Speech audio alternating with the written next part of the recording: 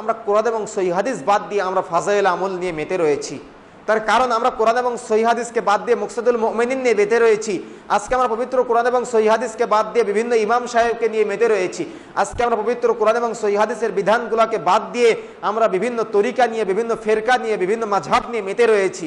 কিন্তু রাসূল সাল্লাল্লাহু আলাইহি সাল্লামের এই পদ্ধতিগুলো একটিবারের জন্য আমরা খুলে দেখার চেষ্টা করি না, যেটা আমাদেরকে খুলে দেখা প্রয়োজন ছিল। যে আমাদের সমাজে একটি বড় ধরনের পার্থক্য দেখা যায় যে সালাতে দাঁড়ানোর পূর্বে নিয়ত নিয়ে, এবং রমজানের মাসেও দেখা যায় যে নিয়ত নিয়ে আমাদের সমাজে বহু দলে মানুষ বিভক্ত হয়ে রয়েছে। কিন্তু রাসূল সাল্লাল্লাহু আলাইহি সাল্লাম বলেছেন ইন্নামাল আমালু বিন্নিয়াত, সহিহ বুখারী পর্ব 1 নম্বর পর্বের 1 নম্বর অধ্যায় 1 নম্বর হাদিস, এবং প্রত্যেকটা গ্রন্থের প্রায় 1 নম্বরে হাদিস এটা যে ইন্নামাল আমালু বিন্নিয়াত, প্রত্যেক আমল নিয়তের উপর নির্ভরশীল।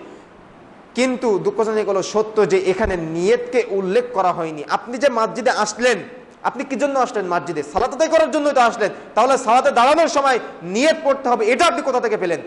আমরা পড়তাম সালাতে দাঁড়ানোর সময় নিয়ত, যদি রাসূল সাল্লাল্লাহু আলাইহি সাল্লাম পড়তেন তাহলে আমরা পড়তাম। আমরা রাসূল সাল্লাল্লাহু আলাইহি সাল্লাম থেকে কোনো প্রমাণ পেয়েছি যে তিনি এই নাওয়াইতু আন আসুম্মা ইত্যাদি যেগুলো বলা হয় এগুলো পড়তেন? রমজানে যখন আমরা এই রমজানের শুরুতেই রোজা থাকার যে নফল সিয়াম বলেন, ফরজ সিয়াম বলেন, আমরা যখন সিয়াম পালন করি তখন আমরা সিয়াম পালন করার পুরো দিনে আমরা সকালে পড়ি নাওয়াইতু আন আসুম্মা গাদান মিন শাহরি রমাযান আল মুবারাক ফারদাল্লাকা ইয়া আল্লাহু ফাতাকাব্বাল মিন্নি ইন্নাকা আনতাস সামিউল আলিম। কোথায় পেয়েছেন আপনি? কোরআন এবং সহিহ হাদিস থেকে একটি জয়ী প্রমাণও দিতে পারবেন আমাকে?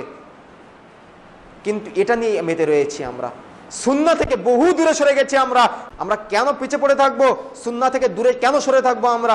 দেখুন রাসূলুল্লাহ সাল্লাল্লাহু আলাইহি ওয়াসাল্লাম আমাদেরকে যে সালাত শিক্ষা দিয়েছিলেন, আজকে সেই সালাত আমাদের যুগে নাই। দেখুন রাসূল সাল্লাল্লাহু আলাইহি ওয়াসাল্লামের সেই যুগের ইসলাম আর আমাদের যুগের ইসলামের ভিতরে অনেক পার্থক্য ঢুকে গেছে, অনেক বিভক্ত করে ফেলেছি আমরা। রাসূলুল্লাহ সাল্লাল্লাহু আলাইহি ওয়াসাল্লাম বলছেন দাখালাল মসজিদে রাকাতাইন ক্বাবলা ইয়াজলিস, সহিহ বুখারীর 8 নম্বর পর্বের ভিতরে আসছে রাসূল সাল্লাল্লাহু আলাইহি ওয়াসাল্লাম বলছেন তোমাদের কেউ যখন মসজিদে প্রবেশ করবে তখন সে যেন বসার পূর্বে 2 রাকাত সালাত আদায় করে নেয়। কিন্তু দুঃখজনক হলো সত্য যে আপনি আপনার পাশের মসজিদে চলে যান, সেখানে দেখুন লেখা আছে লাল বাতি জ্বলাকালীন সময় সুন্নাত নামাজ পড়া নিষেধ।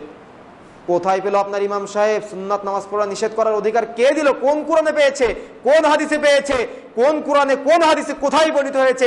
রাসূলুল্লাহ সাল্লাল্লাহু আলাইহি ওয়াসাল্লাম বলছেন যে দাখালাল মসজিদে রাকাতাইন ক্বাবলা ইয়াজলিস, যে ব্যক্তি মসজিদে প্রবেশ করবে সেজন্য বসার পূর্বে 2 রাকাত সালাত আদায় করে নেয়। আর আপনার মসজিদের ইমাম সাহেব সেটা নিয়ে রাখছে যে মসজিদে প্রবেশ করে লাল বাতি জ্বলাকালীন সময় সুন্নাত নামাজ পড়া নিষেধ। কোথায় পেয়েছেন আপনি? কোথায় পেয়েছেন এই নিয়ম? কে আপনাকে এই অধিকার দিল এটা জানানোর? কোন হাদিসে পেয়েছেন? কোন কোরআনে পেয়েছেন আপনি এই অধিকার?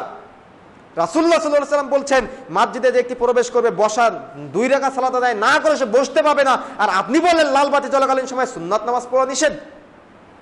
কি আশ্চর্য হিসাব আজকে আমাদের, কি আশ্চর্য চেতনা, কি আশ্চর্য বিষয়ের ভিতরে আমরা ধাপিত হয়ে রয়েছি। কিন্তু একটিবারের জন্য আমরা এই বিষয়গুলো, এই হাদিসগুলো খুলে দেখার চেষ্টা করি না, যেগুলো আমাদেরকে পূর্বেই খুলে দেখা উচিত ছিল।